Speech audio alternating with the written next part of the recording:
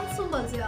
Bulletin का बाकायदा आगाज करते हैं और शामिल करते हैं अब तक की अहम तरीन खबरें। इस्लामाबाद खबर शामिल करते हैं। मोहम्मद अली सदी क्राइम रिपोर्टर JN न्यूज़। वफाकी दारुल-हुकूमत इस्लामाबाद खानापुल एतरार रोड पे मजदूरों की तादाद में इजाफा। पाकिस्तान के मुख्तलिफ सूबों से ताल्लुक रखने वाले सैकड़ों मजदूर इस सख्त सर्दी में मजदूरी के लिए रोडों पर मौजूद हैं, अपने कस्टमर्स का बेचैनी से इंतजार करते हैं। JN न्यूज़ के प्लेटफॉर्म से बात करते हुए दूर दराज से आए मजदूरों का ये कहना था कि मुल्क में बढ़ती हुई महंगाई के बायस हम लोग अपने घरों और बच्चों से दूर हैं अपने रोजगार के खातिर, लेकिन बेरोजगारी के बायस मजदूरी करना बहुत मुश्किल हो चुका है। मजदूरों का मजीद ये कहना था कि हुकूमत ने मजदूरों का जीना मुश्किल कर दिया है।